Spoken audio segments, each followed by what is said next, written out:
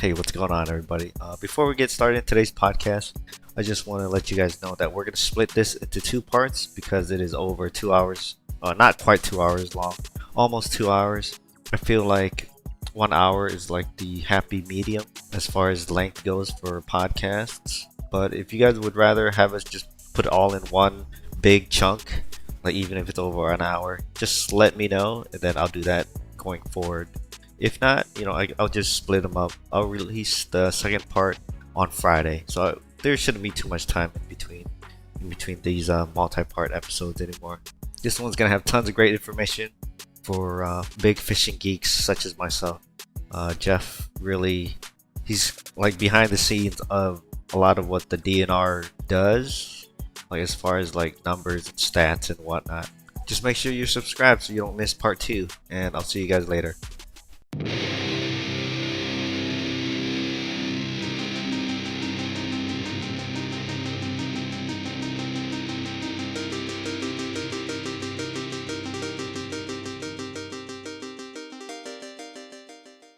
All right, everybody, welcome to another episode of Beer Fish Fanatics. This is Granny with Ma Pop Fishing. We have here Kit with the Fishing Kit YouTube channel.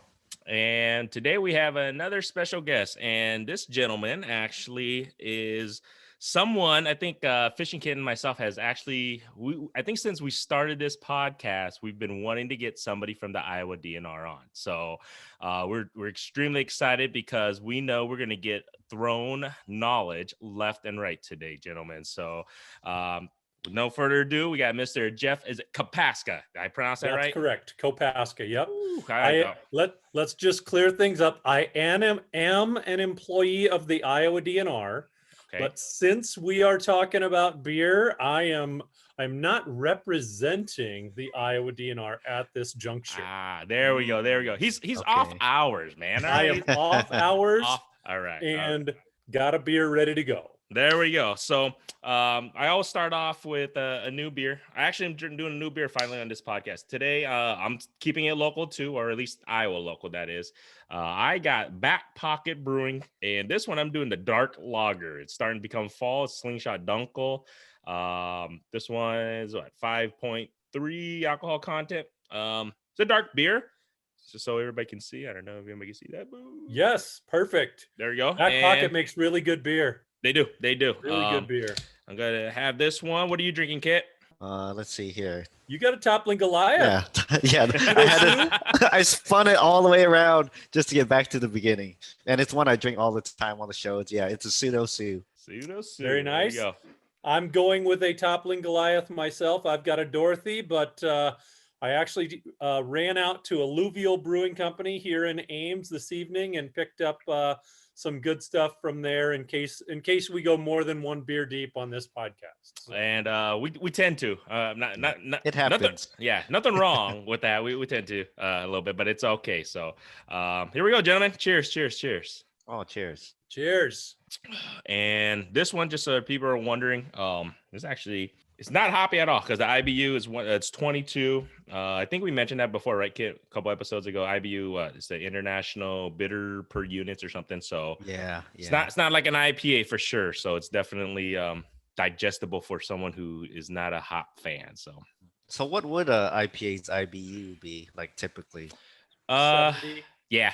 I think 70 and higher. Oh. Yeah, 70 and higher, and then you can get crazy. You go those double IPAs, and it can it'll wake you up. I'll tell you that much for sure. So it's definitely it can hit you. But anyways, enough about beer. Let's talk about fishing. we got a gentleman whose life has been dedicated to fishing, almost in a sense. That's why it was so awesome for you to really come on here, Jeff, and to give us an opportunity to really understand you and pick your brain, because I know we have questions left and right. So if you don't mind, let's start there. I mean, if you can you tell us a little bit just about your background? Okay, so I'm hopefully I don't butcher this. So you are a biometrician.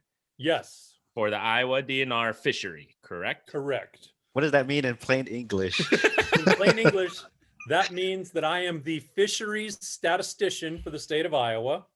So it's my job to know how many fish there are, where there are, if they're healthy, that kind of thing. Yep. So I oversee a lot of our data collection, data analysis, and providing data to the public, things like that.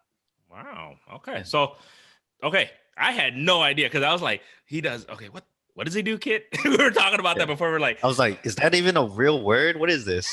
Sometimes I say biomagician instead of biometrician. that would actually probably fit correctly anyway. But do you mind? Can you tell us a little bit? Your background, how you got into that, and just kind of, you don't mind. What's your day to day? What do you do?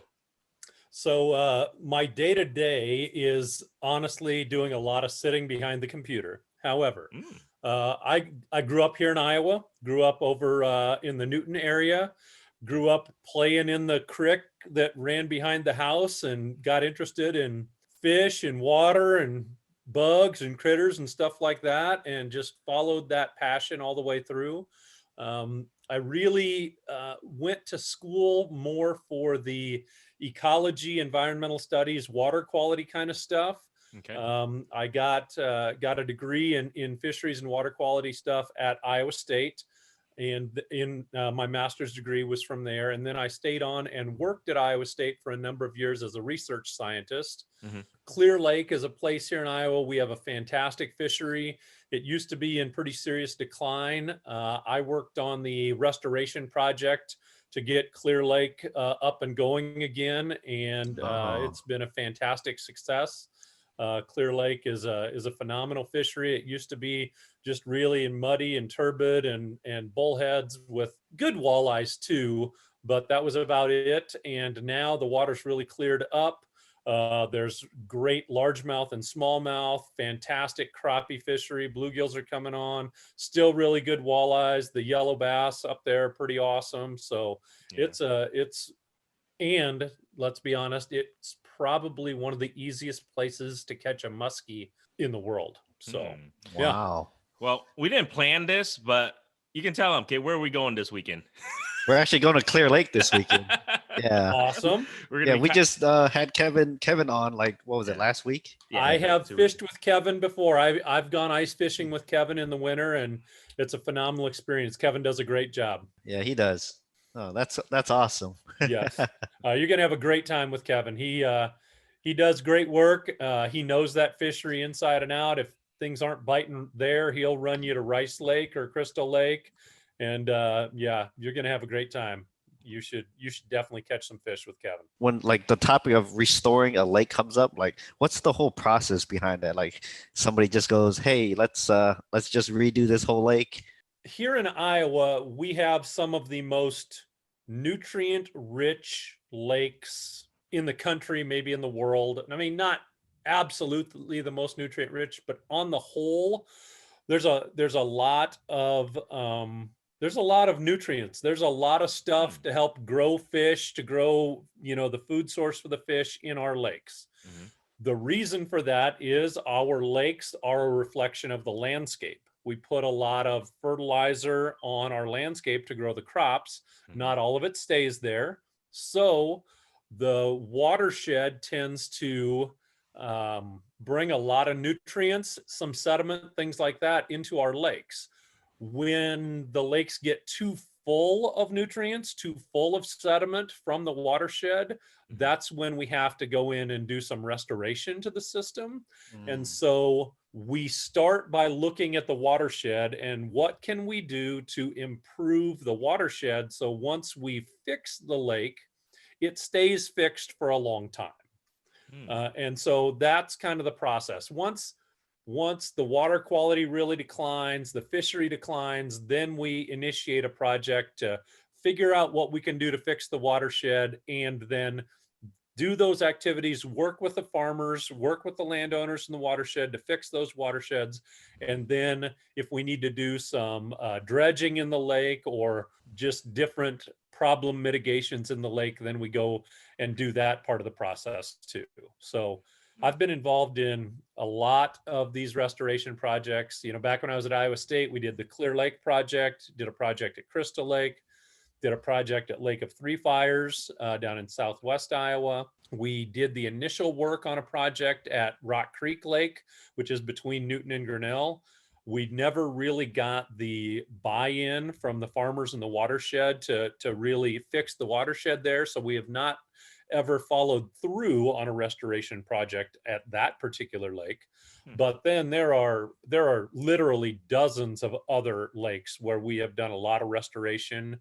The Iowa legislature has has done a good job of supporting lake restoration. It's really important to local communities. So there's probably around $9 to $10 million a year that they allocate to the DNR to work on fixing lakes.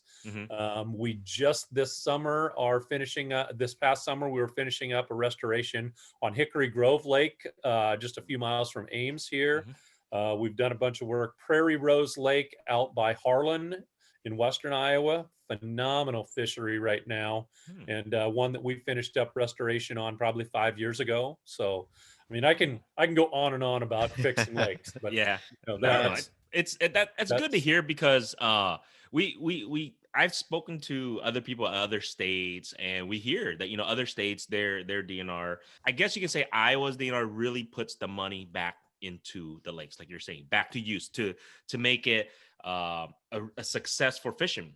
And we wholeheartily appreciate that. And hearing that from other people from other states, and just hear people talk about that, it goes to it really benefits the whole state as a whole, I think, and that's absolutely cool. It's awesome to hear that the DNR is really going in and do that. Now, I had a question that I wanted to ask you, was in regards, I don't know if this is something you deal with a lot, but I'm guessing you do, because you deal with stats and everything. Like, so fishing limits, how are those determined? And when I say determined, it's like specific species. Is it because, are you guys looking to, we need to maintain a size or quantity of that fish? Or, I mean, what goes into that? Because all of a sudden it's, it's 50 fish, 50 crappies, like 5-10 years ago, all of a sudden it's 25 now. Is it going to go down? Or we're a little worried. Is it going to type of thing? So we're just kind of curious, like, what goes behind the mad scientist numbers in regards to fishing limit, size, and all that stuff? It's a fabulous question, and a very worthwhile question. So the Iowa DNR takes the position that we do not want to overcomplicate regulations for our constituents. If you go to the state of Minnesota or the state of Wisconsin, the regs book is like this thick. Yes. Okay. Yes, because right. there is a different regulation for every lake, not, and I'm being facetious there, but they really do, I think, bend to public pressure a little bit more, maybe in Wisconsin and Michigan or Minnesota than we do here. And so, there's some active lakefront property owners at a certain lake, and they see too many cars from a different county showing up, and we need a different regulation here. We got to cut this down. There's too much harvest. Well, up in those systems, they aren't as nutrient rich as our system. So the fish don't grow. They don't grow as many fish. They don't grow as fast. So there is a definite scientific and biological rationale for having lower limits. Like right now, Minnesota is implementing a 5 bluegill bag limit on a number of lakes, and Wow. Wisconsin has done the same thing.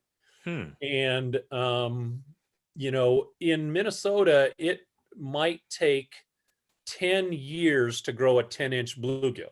Whoa. In southern Iowa, let's say in Little River Lake, down by Lamoni and Leon, we can grow a 10-inch bluegill in 3 years. That's radically different. If you can grow a 10-inch bluegill in 3 years, you don't need a harvest limit, a bag limit, the same as you need in northern Minnesota. Similarly, if we can grow a lot of those fish, we don't need a 5-fish bag. We went from an unlimited bag to a 25-fish bag about 5 years ago, something like that, 5 to 8 years ago. Mm-hmm. Our research into the fish populations in Iowa showed us that if we actually wanted to make a difference in harvest, to like knock harvest down, if it was actually a problem, if we were over harvesting the fish, we would need to knock that bag limit down to between 5 and 10 fish. But in the vast majority of our systems, we do not over harvest those fish. There are plenty of fish. There are plenty of fish growing. There are plenty of fish getting big. If there are fish population problems, it's probably a habitat problem, a sediment from the watershed problem, a nutrient problem. It's not necessarily a fish problem. And it's not the harvesting problem. So that's what you're correct. Okay. That's good to know because because we've always wondered is that something like should we not take, it's so many if you're doing so good, but then it's just a balance in a sense. But right now different species are different in that regard. Yeah. So bluegills, not really a harvest issue. Crappies, if they have good spawning habitat, not really going to be a harvest issue. Okay. But if they don't have good spawning habitat, then they tend to boom and bust. And no matter how much or how little we regulate them, you can't regulate if they don't have a good spawn. You can't regulate yourself out of poor spawning. So crappies can be a little bit boom and bust that way. We don't have a limit on white bass, and there's some growing sentiment that potentially we should. We had a white bass die-off in the Iowa Great Lakes probably about 7 or 8 years ago, and they just got a virus and they all died. Wow. And some of the recent research has shown that they have more of a life history like walleyes do. And we have a pretty, not an overly restrictive bag limit on walleyes, but we really want to maintain our walleye populations. And if white bass are as similar to walleyes as they seem to be, there are certain systems where it would be worthwhile to have a pretty restrictive bag limit. Now, Red Rock, Sailorville, Coralville, Rathbun, those systems, there's a lot of white bass in those. Yeah. So not necessarily a necessity in those systems, but in some of our other systems, Storm Lake, the Iowa Great Lakes, some of those might be, a whole different animal, those natural lakes versus these riverine reservoir systems. So gotcha. The system makes a big difference too. Well, speaking of white bass, I was curious about the wipers, because there's no limit on those either. So is the stocking, I look up on stockings all the time, and we stock that as a state like pretty aggressively, it looks like. Is that the reason why there's no limit on those either? The reason isn't because because we overstock them. The reason really is until they're about 15 or 16 inches, they're almost you cannot differentiate between them and a white bass. So we are contemplating hybrid striped bass regulations, but that regulation would probably be something along the lines of one fish over 18 inches or something like that. Okay. So because if the fish gets to that size, it's a hybrid striped bass. And if we want to maintain those populations, especially of those larger fish, then it would be a kind of a 1 over regulation that would be most beneficial, because the smaller ones, like I say, you catch a 12-inch hybrid, you can tell me, oh, absolutely, the lines are broken on the side and blah, blah, blah. It's got to be a hybrid. That's crap. It's not true. You're about to make this guy's night and day right now, Jeff. And the reason being, because this guy right here, he's one of the avid wiper fishermen right here. And the thing is, he's really, all right, don't burst your head or anything, Kit. All right, relax, sure. Sunshine. Is he pretty good at it? He's pretty damn good at it. He's all right. He has his moments. All right, we'll just say that. But I would be all for a one fish over, whatever. And he, like wipers are my favorite. And he loves the double digits wipers, and and it's really rare now. It just seems like it's been really rare in the past couple of years, and that's what Fishing Kit here, Kit's been saying, is that it's just been really rare to catch a double digit wiper, and like you're saying, if you guys do like a one over that's a specific, I think he would be more than thrilled in regards to wouldn't that. bother me one bit. Yeah. I would love it. Where are you fish? I mean, I don't want you to give me your fishing spot, but when you say double digit, are you talking weight wise over Yes. 10 pounds? Yeah. Yes. Okay. And So I'm gonna tell you that what we've seen probably in the last decade or so is a lot of out migration from Sailorville and Red Rock. There's a lot, we get these big heavy pulses of floods coming in and then really slowing down, and we get a lot of movement out of these systems. So we're not maintaining that population in Sailorville the way we would like to see it. But that's because those fish move with the current, and when we get a lot of flow out of Sailorville, they tend to go with the water. And then when we get a lot of flow out of Red Rock, they tend to go with the water.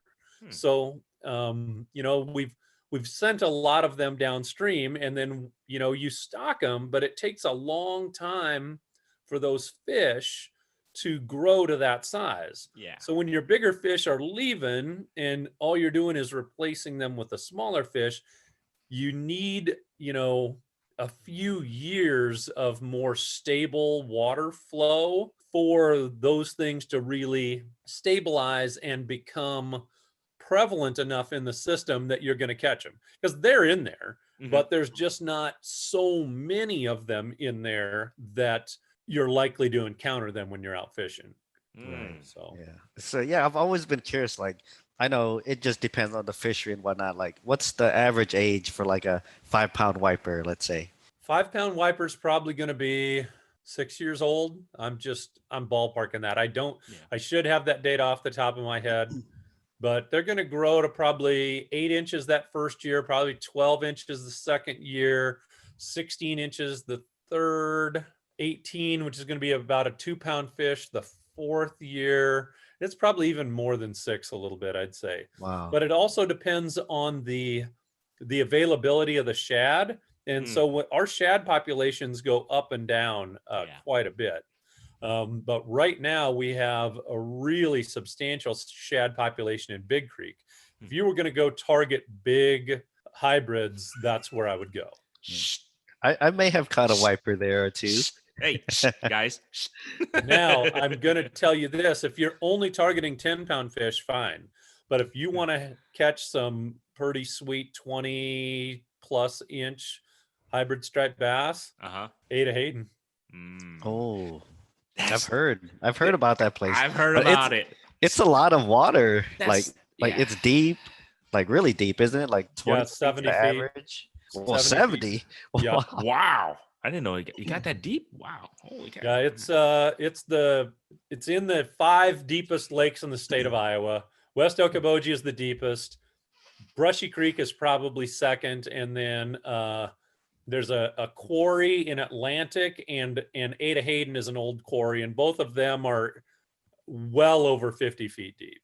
So interesting. I had no idea. Okay. All right, Kit. We got to do recon now. You know what we got to do now. First, at least now ice the thing season at Ada for sure. Hayden is there's electric motors only, so you can't even have a gas motor on your boat. The guys that do pretty well are fishing kayaks. Yeah. I'm perfect. I'm a kayak guy. I got kayak. Yeah, and I got kayak too. Yeah, that's what we're gonna actually be doing in Clear Lake this weekend. So we're gonna be yak fishing up there. Nice. But yeah, we don't have motorized boats or anything like that. So that sounds awesome. Okay, we got to do some recon, and then we're pretty big into ice fishing too. So that's gonna be a target lake now, Kit. I think hearing Jeff say that, it's kind of got me very excited. Now, what is so? Let's talk ice fishing for a little bit. What do you target ice fishing? Me primarily when I at least in central Iowa and Iowa, I love crappies. I mean, you can never go wrong with that. I mean, I can never catch enough of crappies. I love crappies. Now, this gentleman over here finally got me onto to catch a wiper through the ice. Yep. So I'm not gonna lie, that is probably going to be target number 1 this year. Yep. And then this guy, I see him catch freaking huge catfish through the ice. So pretty sweet, isn't it? Yeah. Yeah, it So is. now those are the two species I think I'm gonna. I mean, those are probably the top three species. I mean, I still love walleye. Don't get me wrong. I can never go wrong with the walleye too. So sorry. Yeah. But Sorry, my yeah. phone was ringing. No worries. It's No okay. worries. That Zoom thing right there. Yeah. But no. Yeah. But like I said, to me, I think walleye, crappies, now wipers, and I'm this year I'm hoping this gentleman can get me on catfish through the ice. So Yeah. what do you like, Kit? Yeah, for me, if all I catch is wipers and catfish through the ice, I'm happy. That's it. That's it for me. Like, I'm cool with crappies. If I want a quick little panfish meal, I'll go catch some crappies. Walleyes, they're not too bad through the ice. But if I just had to pick two, it'd be wipers and cats. See, I love crappies through the ice. Those are my favorite fish to eat. I mean, Yes. if I'm going to eat I some agree. fish, I love going and catching crappies through the ice. I guess one other fish we forgot, yellow bass. Oh, yeah. That's a blast. Yeah, we That is a love blast. yellow, especially up at Clear Lake. And then we the past couple of years we always take the IGLs too. We take a trip up there. We make a weekend trip with the family. I take the kids and stuff, and we get a place. And oh my gosh, yeah, you're right. When you catch those yellow bass, I'm telling you, anybody who listens to this doesn't live in Iowa, you guys got to make a trip once in your life, and you will understand once you get on top of a school of yellow bass, it's an experience that a lot of people don't get. We're lucky. I don't know how many other states near us, around us, have a lot of yellow bass. Do you know anything about that, or is it just primarily? So here's the story of the yellow bass. Yeah, I was about to ask you, but I think I know where you're going. So in the Dust Bowl in the 1930s, Mm-hmm. you have to contemplate that the lock and dam system that exists on the Mississippi River right now really didn't exist. Okay. So there was this big expansive river with all these backwaters and everything else, and it was cool. But as the Dust Bowl and the droughts occurred, a lot of the connections between these backwater lakes and the river dried up, and then these lakes started to dry up. And what they did is they did these fish rescues. And so they had these big aquarium kind of cars on the train, and they would load up these fish and rescue the fish from these backwaters of the Mississippi River. And then the train went like from, I don't remember if it was Guttenberg or Lansing or wherever, and it went over to Clear Lake. And so they would load these fish on the car by the Mississippi River and then take the train over to Clear Lake and dump the fish there, and some other places too. Now, I can't say for sure, the IGLs had a really low, if non-existent population of yellow bass, but Clear Lake has had a significant population since, there were graduate students at Iowa State in the 40s and 50s studying the yellow bass in Clear Lake. Wow. So it's had a significant population of yellow bass for a very long time. It's my guess that when the fishing for the yellow bass got so good in Clear Lake in the early 2000s, that some fish got planted in the IGLs, not by the Iowa DNR. Gotcha. But I'm not 100% sure of that. There could have been, those train cars also went all the way to Spirit Lake from Clear Lake. So there could have been a low-lying population of yellow bass in the IGLs for a long time also. And that population of yellow bass there has really come on. Nature abhors a vacuum. So when the white bass population crashed out of the Iowa Great Lakes, that's when the yellow bass population really took off. And so the fishery for yellow bass there right now is phenomenal. But I forget exactly when it was, but it's probably 8-10 years ago. The state record white bass was caught in Spirit Lake. And it had been a long-standing white bass record that was broken by this fish out of Spirit Lake. And I think it's been broken again out of Spirit Lake at least once since then. So What was the size on the white bass? that was like an 18.5-inch white bass, which is What? really Kit. big. Yeah. Kit. this I got a gentleman, 19-inch white bass yesterday. Like, I'll, he I'll have to send you the picture yeah, to verify, but I'm like 99% sure yeah. it was a white bass. Well, the picture, the way you verify is the mouth, the tooth. The tongue Yeah. patch. Oh yeah, Oh, the tooth patch, yep. right? Well, this guy, he didn't measure very well because he took a whole inch off because he put the head way past the tape. I think he was too excited when he measured it. Yeah, I just wanted to get a picture and get it back. So Oh, kids, Well, that was the first one. I don't remember exactly what the current one is, but Gotcha. you're right in that range. You're right oh, there. Boy, yeah, that new one's pretty big. I think I Mm. want to say it was like over 4 pounds or something. I don't remember Wow. Yeah. the length on it. Yep. Nice, man. See, Kit, you never know. This guy didn't do good pictures or measurements. He could have had a record possibly. I don't think it's not as big as the current record. No, it's a pretty nice white bass though. Yeah, you caught a nice one. My uncle still holds the record, the Iowa record for the wipers. Hybrid. Yeah, that's my uncle down here Nice. in Des Moines. Actually, he lives like a couple blocks away from me, but Really? yeah, he has it on his wall. He still has the record, so he's like, "Yep, that's me." He fished a lot to get that fish. Yeah, he did. I mean, I've never met your uncle, Uh-huh.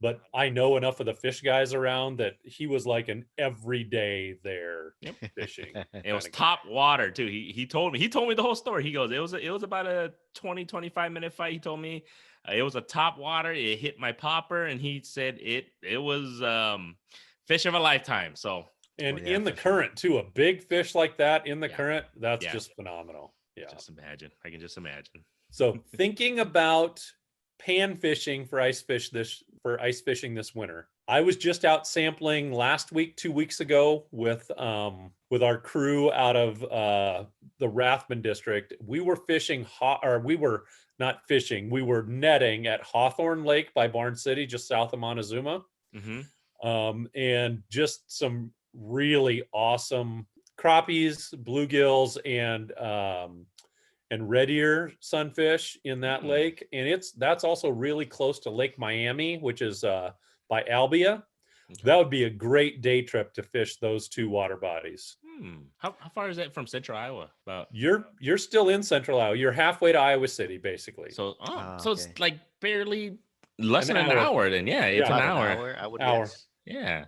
All right. Well, there we go, Kit. Hey, I'm always down to for new places to fish. Hey, I agree with you. You gotta go Well, check and it if out. you want someplace close to home, I was just out sampling at Badger Creek last week, and huge red ears in there, Ready? plus some nice bluegills. The crappies are all kind of 8 inches ish. Yeah. Not great crappie fish. That was like, it's been like that probably the past 2 years there. I think crappies. It's when, because I've ice fished a Badger actually the last couple of years. It's about right. Yep. It's about 8 inch, 9 inch. I haven't seen too big of crappies there. Bluegills, no, you're right. Actually, bluegills, I think last year, my cousin and I went there, and he caught some pretty nice 9 to 10 inch, not about 9.5 inch bluegills. They're really nice size. Yep. I'm starting to see more and more hybrids come out of there too. And if you want a little longer trip, Prairie Rose is a great lake. Be a really good one to fish yet this fall. The ice fishing there is always kind of goofy. Some lakes are good for ice fishing, and some just are goofy. Like they'll only bite like at sunrise and sunset, versus like some other lakes have an all-day bite. Prairie Rose is not a fabulous ice fishing lake, but I caught a master angler bluegill there this spring, and this fall it's looking really good also. Well, yeah, I kind of want to go back to the yellow bass a little bit. I know because like yellow bass it seems to be bad news for a lot of lakes. Yes, they are. So like I say, they were originally a river fish. And so the reason that we don't hear about them in lakes in other states is like they didn't do the fish rescues out of the Mississippi like we did. Mm-hmm. And so we have them in some of these natural lakes up in northern Iowa. And they aren't as problematic in those systems, because when you think about a natural lake, it's like this great big bowl for the most part. They're a glacier made them. So you've got this shallow to deep part where the glacier melted, and there's a lot of lake for not very much littoral zone, shallow water, vegetated habitat. Mm-hmm. When you think about our southern Iowa lakes that were built, that, you know, we dammed up a creek, there is a lot more of the littoral zone and a lot less of the open water habitat. When there's a lot of that open water habitat available, then, you know, they kind of roam around and don't bother everything else in that's spawning in the spawning zones very much. Mm-hmm.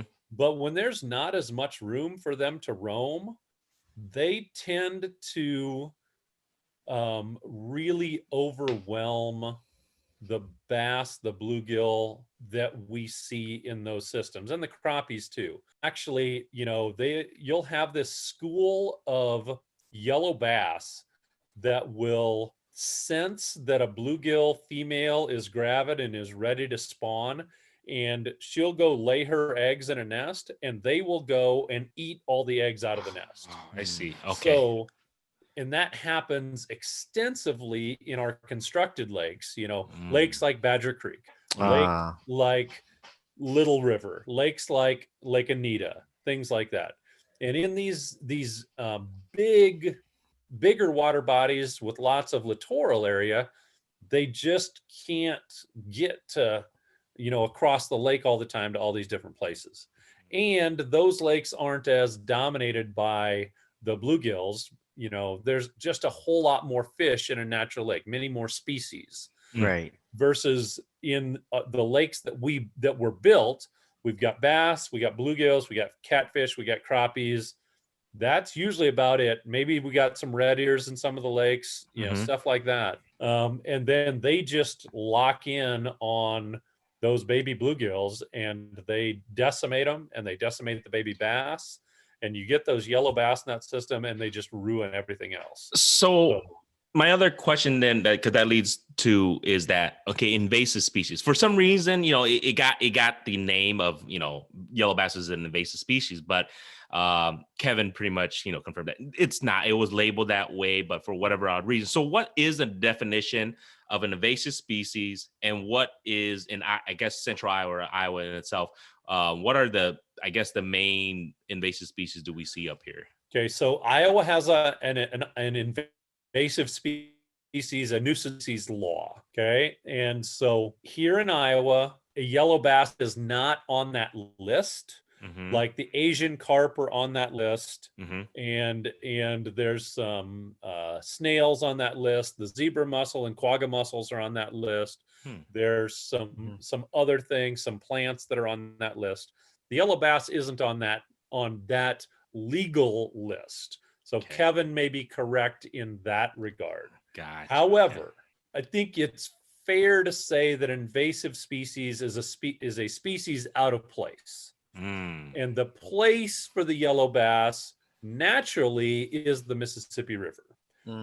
The Clear Lake, the Iowa Great Lakes, we're not going to term that an invasive species, but it is not natural to that system. Does that make sense? Oh, that is clear. No, because there were so much people saying that's invasive, and then you got people like, no, it's not. There's a list that is not on there, and then you got people like, and yes, now that is okay.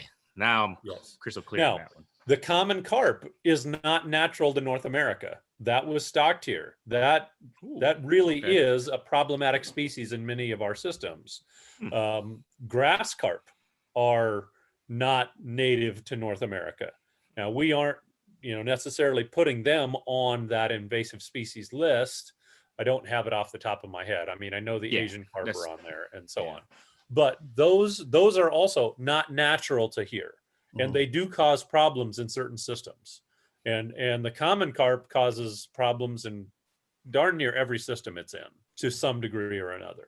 We're not going to go try and eradicate it from every system. But like we just did this restoration project on Hickory Grove Lake by Nevada, just out, 15 miles from Ames. And the problem species in that system were grass carp and common carp. And you couldn't find a plant growing in that lake because the common carp and the grass carp eliminated everything. So it had some nice bass, it had some nice bluegills, it had some nice crappies, but in reality, it should have 10 times more quality bass, quality bluegills, quality crappies, etc. And the reason that it didn't was those common carp and those grass carp. So we drained the lake. We did a chemical treatment to kill all the fish in the lake. We're going to refill it once it starts to rain again and restock it. And we're going to put the species in there that belong in there. The bass, the bluegills, the crappies, the catfish. We're probably going to put some walleyes in there, stuff like that. So, yeah. Huh. Oh yeah, I was wondering. So what should like the angler do when they like encounter an invasive or a unnatural fish in a body of water? I see on Facebook people are like, oh, just throw it on the rocks. It doesn't belong in there. Like, what do you suggest people do when they find that fish? Yeah. Right. So doing that is not going to impact the population at all. So if you're not going to consume it or use it, then you should probably just put it back.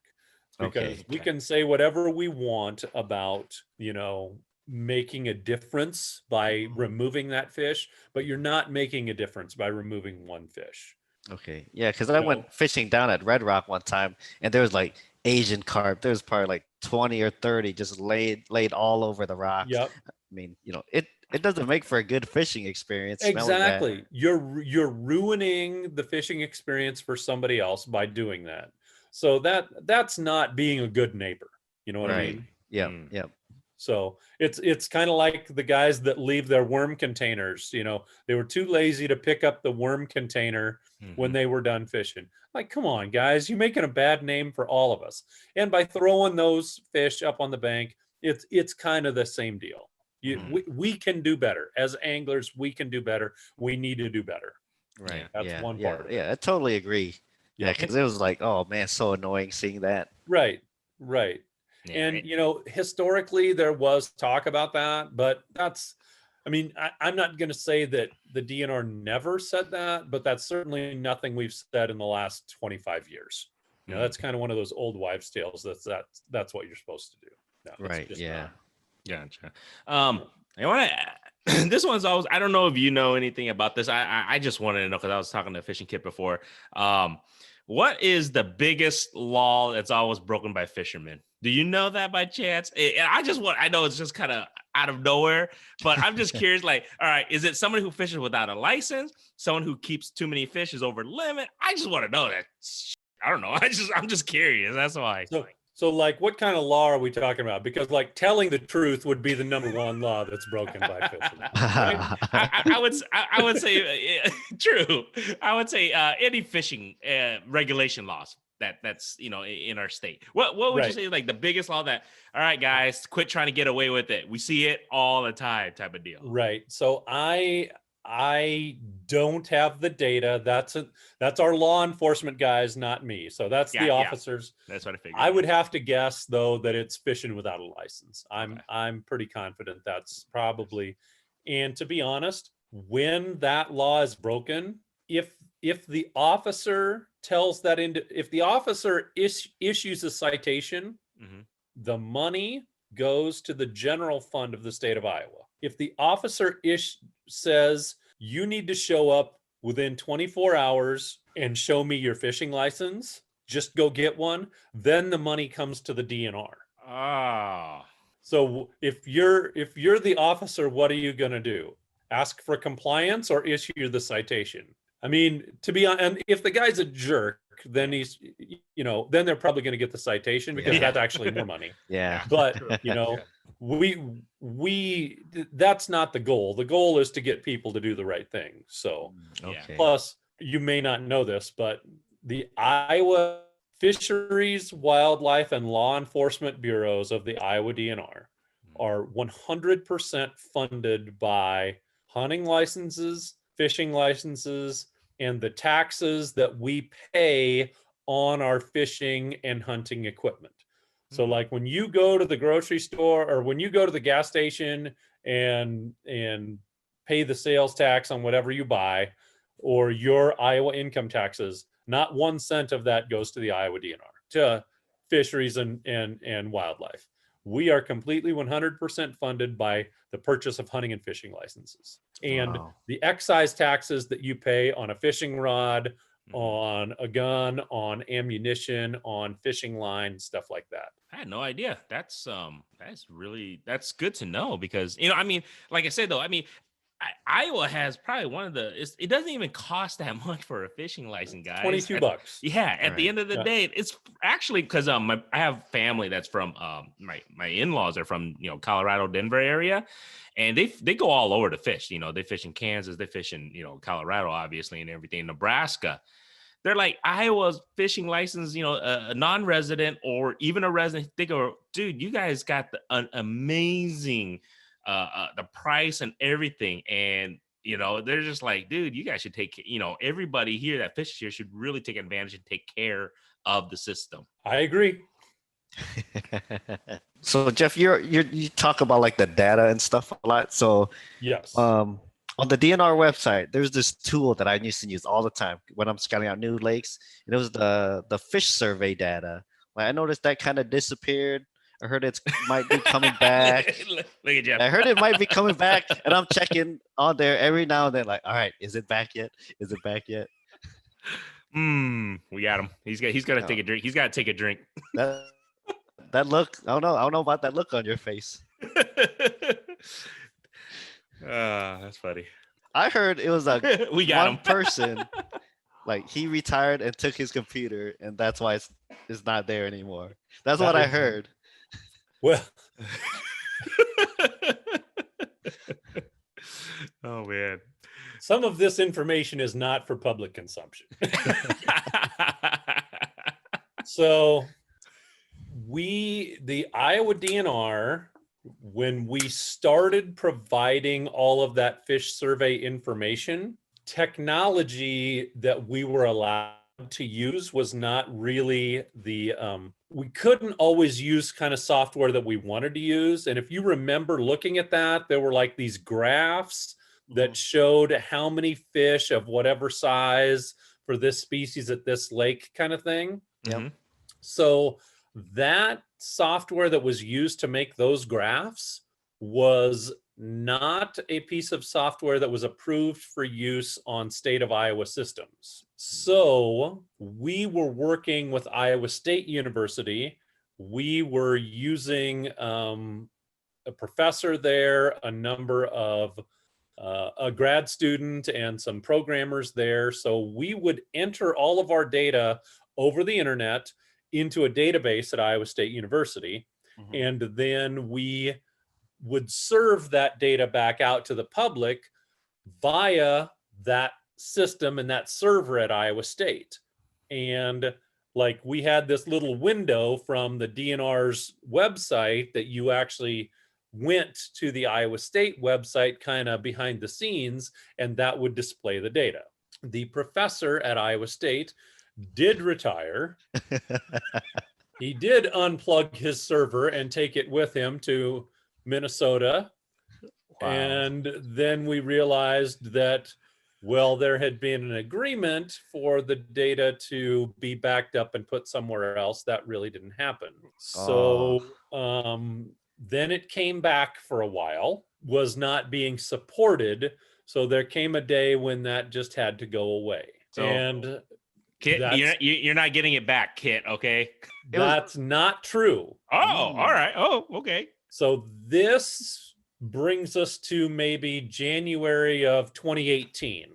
Since that point, and I'm in charge of everything that we're talking about right now. Oh, okay. Oh, nice. So, okay. like 10 years ago, I proposed a project for us to start taking little tablet PCs out in the field and collecting the data from our nets and our shocking, everything else, and having it go into a database and basically update the system at Iowa State and make it our own. And that didn't get funded. This little disaster that we have just talked about came along, and then we decided that maybe this was an important thing to do. So the data has not been available since about January of 2018. Right now, we have taken on this new project. All of the old data that was in that server that you used to be able to see, I still have. Okay. And that has been loaded into the database with our new contractor. We are collecting data on tablets in the field right now. Nice. And I actually have the ability to see all of the data that you used to look at, plus the new data. And this winter, we will be entering all of the 2018 and 2019 data into this system as well. Soon and very soon, you will not only have all of the old data, but all of the new data, and you'll actually be able to see lots of newer and cooler things than we used to even be able to provide you. So this was not planned, by the way, Jeff. He came out with this, and I had no idea. All right, that's okay.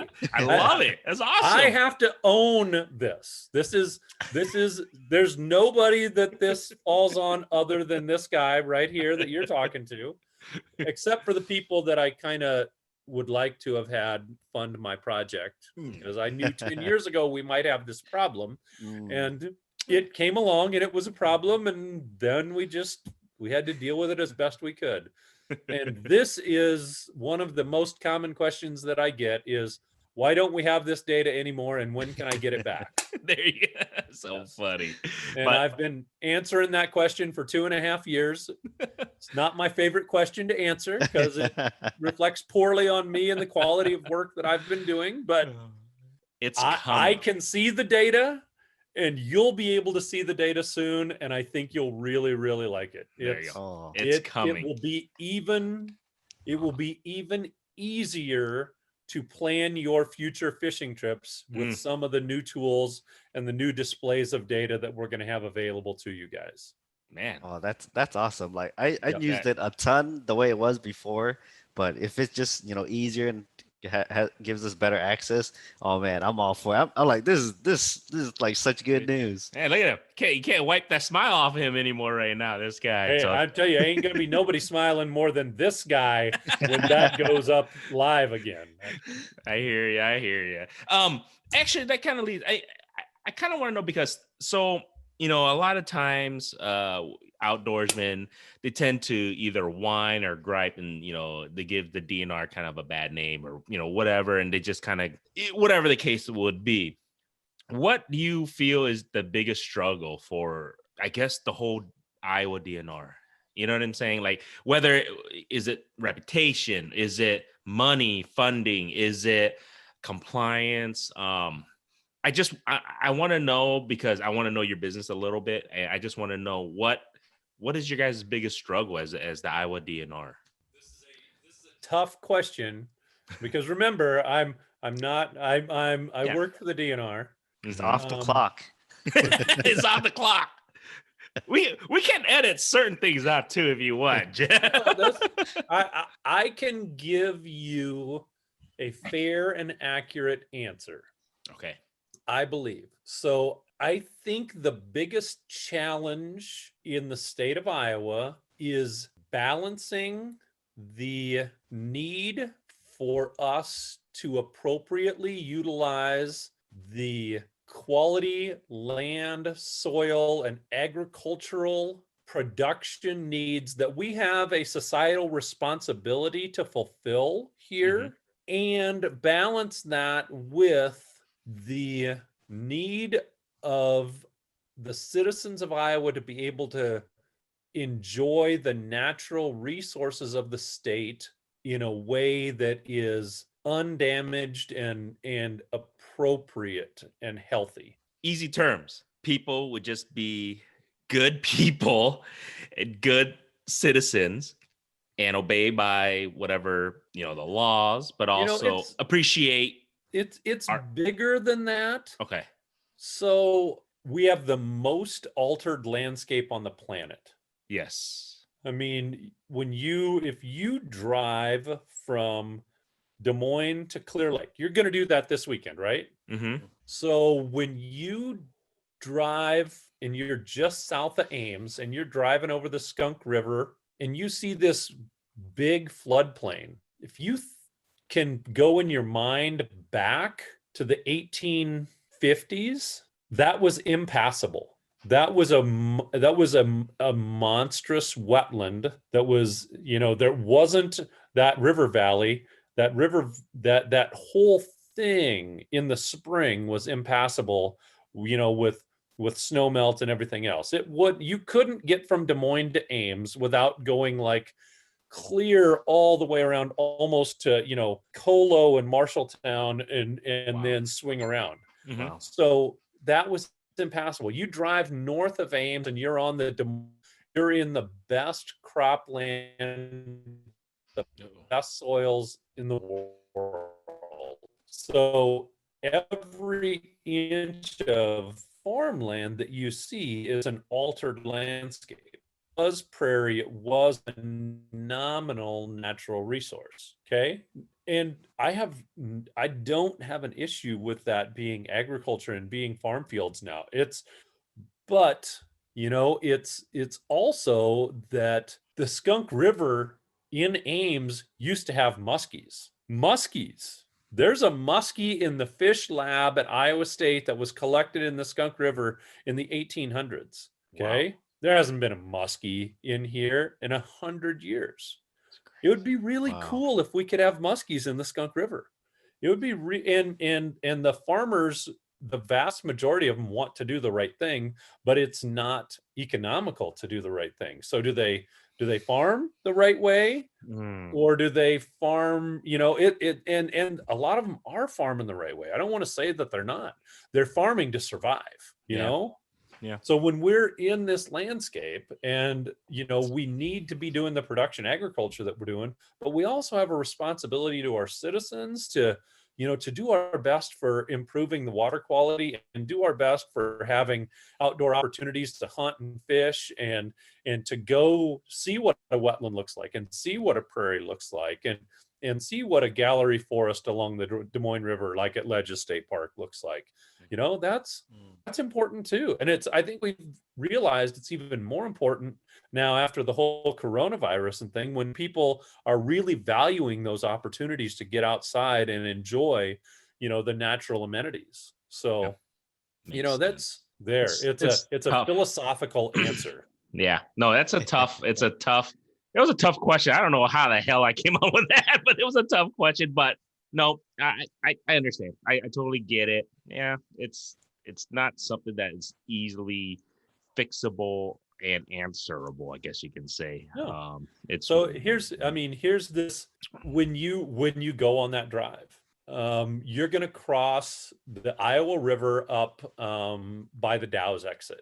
And I want you to look out and I want you to look at that Iowa River, and it's really low right now. But what you're going to see is bare stream banks, both upstream and downstream. And what you actually see there is, you're going to look at that and you say, why is that stream cutting down? Why is there so much bare stream bank right there? That thing must be eroding like crazy if you think about this at all. And that's not true. Our stream bottoms, at least here in central and in eastern Iowa, are the same place they were 150 years ago. They have not cut down at all. But we've got these gigantic stream banks that are bare. Well, from the 1840s to the 1930s, all of our hilltops, we were farming up and down the hills, and they eroded like crazy, and all of our hilltops are now on our river valleys. So there is 6 feet of sediment, of dirt in that river valley that used to be on the hilltop that you can see off in the distance. So we are fighting against problems that are a century old. Wow. And we're going to be fighting against those problems for the next century. And the farmer that's farming right next to it, he didn't do that. That's not his fault, Yeah. We've got these almost inconceivable issues that we need to try and deal with to solve the problems that exist here and now that we're trying to figure out. And it's just like, wow, you try and wrap your mind around that, and it's like, oh my goodness, it's crazy. A us as a general public, we had no idea. You know what I mean? It's just we were just. I think we all just kind of living our lives and just doing whatever we do. We don't even think twice about that. So that's mind blowing. I don't know, man. This holy crap. We've been talking for like an hour now. It's just like, dude, my brain has absorbed so much, Jeff. I truly appreciate, and I'm just like, man, dude, this is great information. Anybody who listens to this or watches this, I think they're gonna gain so much. Even if they're not even from Iowa, I think they're gonna gain so much. But I mean, you have any other last questions or anything for Jeff to? Because gosh, man, I want him back again. I don't know if you have time again, Jeff. I'd love to come back. Cool. We've barely dove into all like the stuff that I do. So I definitely want to be able to do that, because I mean it's just so much that I think we all can learn more. But go ahead. Jeff. Yeah, actually I do have something. You're talking about so my beer I just finished my beer. Is it time for another beer? I'm ready for another one. Actually, we're an hour. Let's go get another one. I'm down with it. Yeah. All right.